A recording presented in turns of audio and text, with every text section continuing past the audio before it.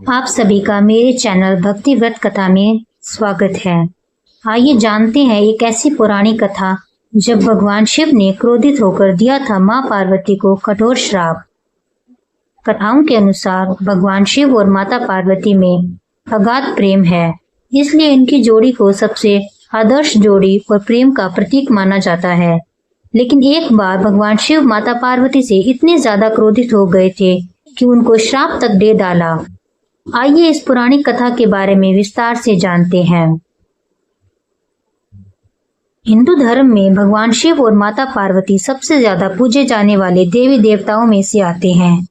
माना जाता है माता पार्वती ने अनेकों कष्ट सहते हुए जन्मों तक कठोर तपस्या करके भगवान शिव को पति के रूप में पाया था।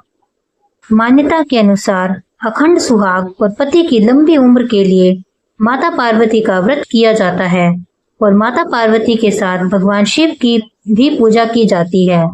भगवान शिव और माता पार्वती की जोड़ी अगाध प्रेम का प्रतीक और आदर्श जोड़ी मानी जाती है। लेकिन एक बार भगवान शिव माता पार्वती से इतने ज्यादा नाराज हो गए थे कि उन्होंने माता पार्वती को श्राप तक दे दिया था। पुरानी कथा के अनुसार माता पार्वती ने 108 जन्मों की घोर तपस्या के बाद भगवान शिव को पति के रूप में पाया था। मां पार्वती का भगवान शिव के प्रति अगाध प्रेम था। एक आदर्श पत्नी की तरह मां पार्वती भगवान शिव की सभी बातों का पालन करती थी और जो सब भगवान शिव कुछ बोला करते थे तो उसको पूरे ध्यान से सुनती थी। एक बार भगवान शिव मां पार्वती को ब्रह्म ज्ञान देने के लिए सृष्टि की कथा सुना रहे थे। कथा सुनते सुनते मां पार्वती किन्हीं दूसरे विचारों में खो गई।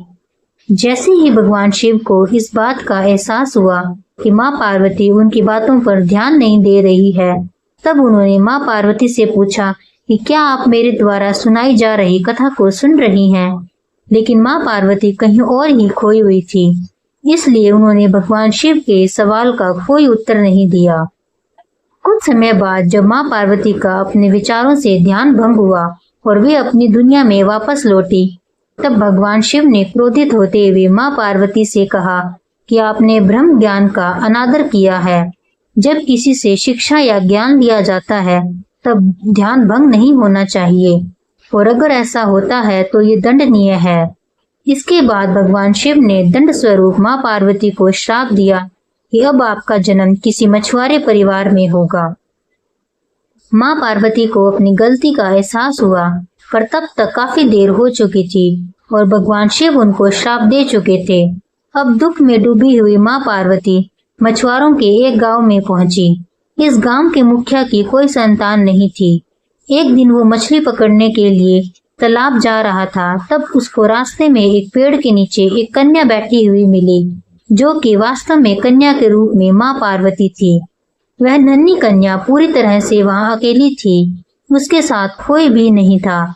तब मछुआरे ने इस घटना को प्रभु की कृपा समझा और उस नन्ही कन्या को अपने साथ अपने घर ले गया। मां पार्वती उसी घर में कन्या के रूप में रहने लगी। इस तरह मां पार्वती को अपना एक जन्म भगवान शिव के श्राप के कारण मछुआरे के घर में काटना पड़ा। आपको ये कथा कैसी लगी कमेंट्स बॉक्स में जरूर बताना और अगली कथा सुनने के लिए मेरे चैनल को सब्सक्राइब करना ना भूलें।